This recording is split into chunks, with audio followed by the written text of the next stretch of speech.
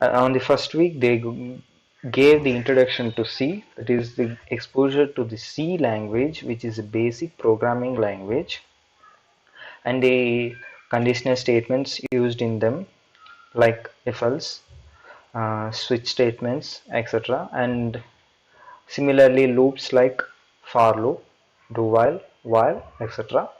And we got to know various operators like arithmetic operator, logical operator. Arithmetic operator like addition, subtraction, multiplication, division, logical and logic or logic, etc. And we got to know about the arrays, pointers, and implementation of arrays and pointers in different conditions, and the functions and strings, and storage classes, basically how the RAM and ROM differs and the storage elements in them differs. And the next week we got to know about the embedded systems basics, and in that basics we got to know about the microprocessor and microcontroller and difference between them.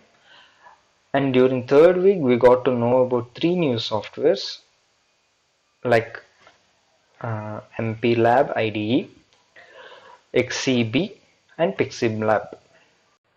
Uh, in our internship, we have used a microcontroller called PIC16F877A, which we have used in our project also. We got to know about various peripheral which is present in that microcontroller and various interfacing peripherals, and we have gave multiple quizzes in multiple weeks, etc. Coming to the project, our these are all the contents.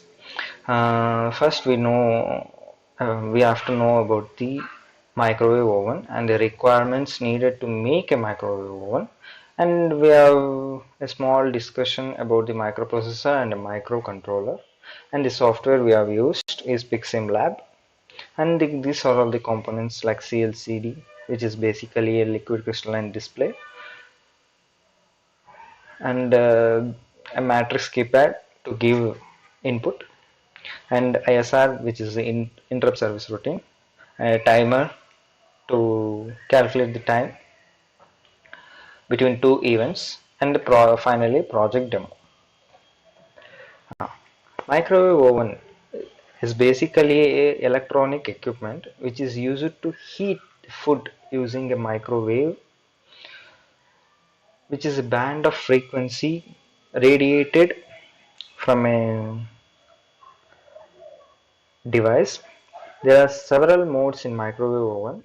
We have implemented four modes, that is micro mode, griddle mode, convection mode, and start mode. The micro mode is used to cook food in a traditional way. It uses maximum power, that is 900 watts. In this maximum time, we have set that 60 minutes, that is 59 minutes 59 seconds is the maximum limit we can set in this project. And the grill mode, which is used to cook meat and bread, it works as the micro mode, but the purpose is to cook meat and bread, not to use the power of 900 watts completely. In convection mode, in this mode, the user can set the oven to preheat for a temperature. We have set here the preheat time is 3 minutes. We can set how much ever time we want, but here we have predefined the time 3 minutes. After preheating is done, the user can set time as per the requirement. And the software requirements are, as I have earlier said, MPLab IDE, XC8 compiler, and PiximLab. These three are the softwares we need. This is basically where we write our program. This is the compiler we use to compile the code where we have written in MPLab IDE. PiximLab is used to see the output, that is visually we can see, virtually. In Pixim Lab, there is a microcontroller PIC 16F877A. We have used that controller, and 16:4 LCD, and switches, tactical switches, which is basically input numbering systems, which were implemented in MKP matrix keypads, and a timer to calculate the time gap between the two events. Yeah, basically we have used microcontroller. Why we have used microcontroller means all components are in a single chip. The microcontroller consists all the peripherals in a single chip, but the microprocessor only will have the CPU, that is the processing unit, which consists of multiple ALUs, control logical units, etc. But it don't have the inbuilt peripherals. This is the basic difference between the microcontroller and the microprocessor. And in microcontroller, an integrated circuit which is capable of being programmed to perform specific tasks. Both can be programmed to do a specific task, but usually microprocessors are used for general purposes rather than microcontrollers. Next, these are all the tactical switches. We have used the tactical switches. Here we have used 12 switches where it has 3 columns and 4 rows.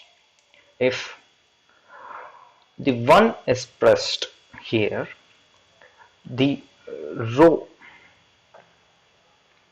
column 1 will be activated, and the row,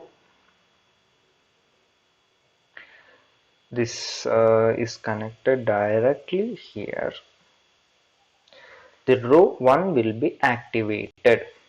Therefore, if we press number 1, row 1 and column 1 will connected. Therefore, the row 1 content or the voltage will pass through column 1. Therefore, we get to know that column 1's first row element or the row's first column element is selected or pressed. This is basically used in telephones, calculators, lockers, even in keypad mobiles as well. Next, CLCD, which is character liquid crystalline display, which is basically a display. We have two types of displays in Pixim Lab, that is 16x2 and 16x4. We are using 16x4 display. Basically, it displays the characters. The 16x2 will have 16 characters and 2 rows, but 16x4 will have 16 characters in a row, and it will have 4 rows. It displays the ASCII characters. It is an alphanumerical display, so it displays the ASCII characters. There is two types of communication, 4-bit and 8-bit. The controller is of 8-bit ALU, so we use of 8-bit mode. This is the architecture of the Pixim. This is the architecture of the PIC 16F877A.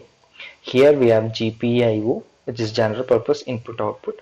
Here we have communication protocol I2C to communicate with the EEPROM, which is basically electrically erasable programmable read-only memory, and we have an inbuilt temperature sensor. It is LM35, and ADC, that is analog to digital converters, and we have internal LEDs and buzzers to for indication of anything, and we have digital keypad, that is MKP matrix keypad, and SSDs, etc. Interrupts. The ISR represents interrupt service routine. An interrupt is a communication process where Then external or internal event which halts the continued flow of the program. Basically, it stops the flow of the program and asks the CPU to serve or the indicate something that has gone wrong or has going wrong, or it's basically gives a message. These interrupts are controlled by a routine or a service which if multiple interrupts occurs at a time, the ISR will take decision which has most higher priority will be served first. Like it takes the decision to serve the routine, serve the interrupt. This is basically the ISR's work.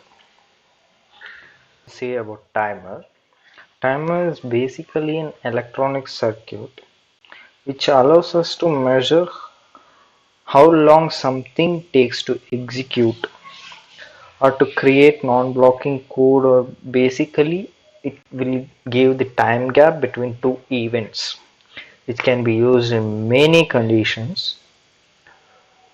Like it has many parameters like resolution, which is also called as register width. It is used to generate delays between two events. Timer is also known as counter in many applications, and there are many counters like up counter, down counter, up down counter. Basically, up counter counts upwards from 0 to the maximum limit, and the down counter counts from the downwards, that is from maximum to 0. This is the main thing in our project. We have used a down counter where we will give the maximum input and it will count downwards. Like example, if we give 1 minute, it will count from 1 minute to 0. If it reaches 0, it will give the output or some indication to the user. Next, let us see the output of the project. These are some sample images that I have pasted here. Yeah, this is basically my code. Here it is my main function, and here there are sub functions. This is operation call where we have declared cooking mode, displaying cooking modes like start mode, micro mode, grill mode, convection mode. These are all the 4 modes, and we have used a function called power on screen to print the messages on the SCLCD, and that is LCD. This is a clear display function which is used to clear all the elements or erase every characters present in the LCD. Next, we have set time, which is basically a timer function which will calculate the time between two events. And we have door status, and we have time display here, and we have set temperature. Here we have set the temperature maximum, that is 250. We can set according to our wish. I have set it here. I have set the 250 is the maximum temperature, that is in degree of Celsius, to heat the microwave. This is my basically the logic of my program. Yeah, and if we build,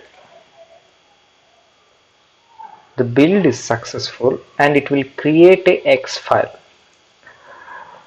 We can extract this X file in PicSimLab. File.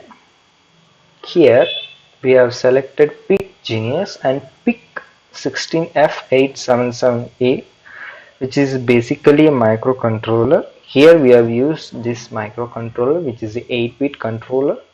This is the clock frequency, and this is the heater and cooler.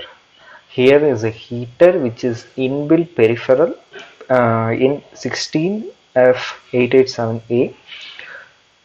To load, we have to go to file and click on load X. It will show the X file. 8. Yeah. Open. Now I have load. It is powering on. Next, it will show the 4 modes of operation. First, we will select the micro mode. It's showing that it is using 900 watts, that is maximum power supplied to it. Here we are showing that minutes and seconds. Here we can give a maximum of 60 minutes, that is 59 minutes 59 seconds. We can't demonstrate that much amount of gap. We will basically take example 10.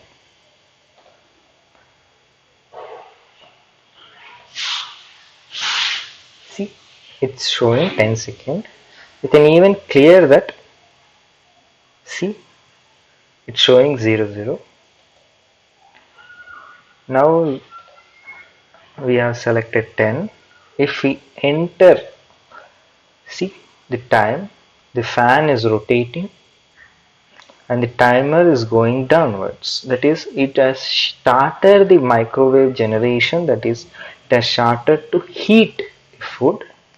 We can even pause this. See, the way fan has stopped rotating, that is, heat has been generated or stopped. We can even resume, and we can even abort the mission. After submission, it will show the cooking time is up. Next, we have 3 other operations, that is grill mode, which is basically does the operation of a micro mode, but it won't use the 900 watts power. We can even set for a smaller value. I'm setting it is 6 seconds. See, we can even pause the fan and resume it again. We can pause it again and resume. See, cooking time is up, and it will show the main menu. In main menu, it's showing convection. This is basically used to preheat the oven. See, 3.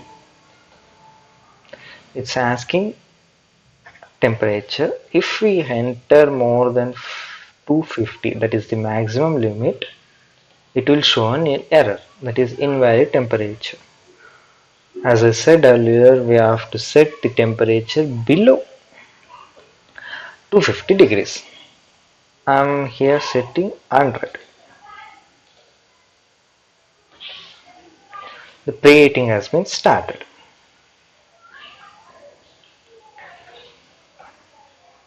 To increase the speed, I'm varying the clock frequency so that it will come down faster and we can go to the next operation as fast as we can.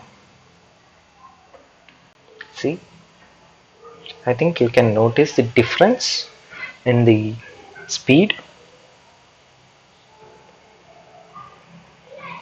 This represents the serial COM, represents basically the baud rate, that is the communication rate between the two, that is the from processor to peripheral. That is 9600 is the basic thing requirement. See here, it's showing.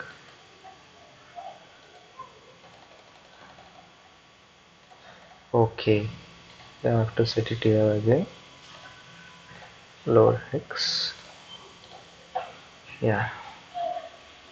Again, see here we have start mode. We have predefinedly set 30 seconds. It will start. You can even stop this thing. See, the fan rotation has been stopped, and even the counting has been stopped. Here the cooler, as you see, can also has been stopped. We can even resume. If we don't want to wait, we can even abort or stop the mission. See, this finalizes our project. Thank you for your valuable time. Thank you, emertx.